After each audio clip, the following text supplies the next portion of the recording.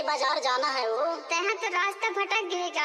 अरे तो रास्ता बता दे हुई। इधर मेरे जाने जाना है ये सॉन्ग जो आप सुन रहे हैं मिक्स किया है बल्लू धुबे के बाजार।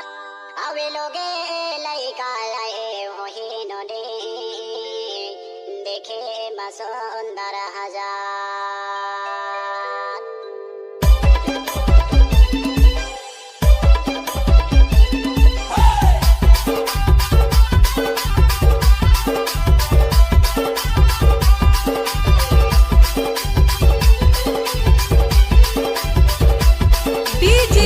बल्लू धुबे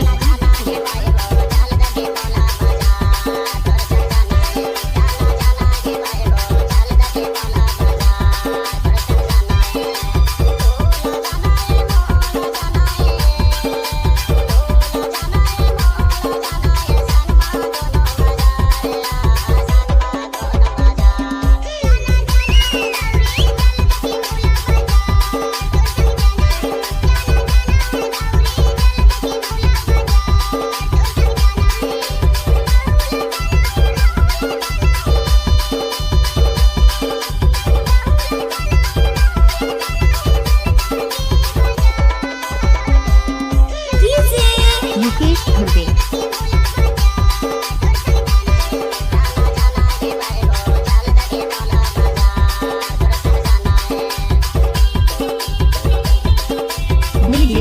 जनता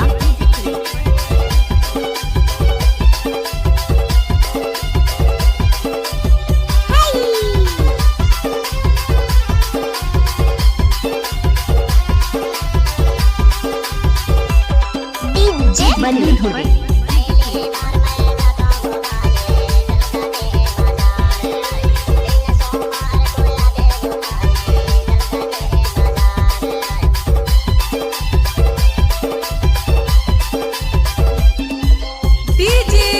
बल्लू धुबे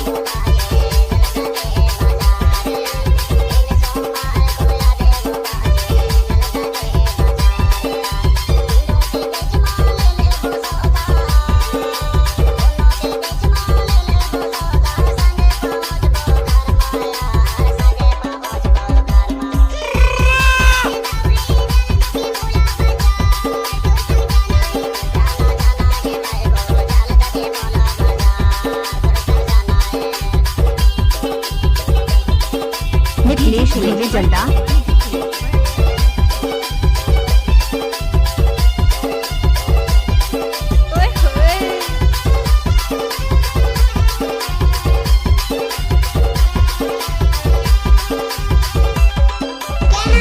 बल्लू धुबे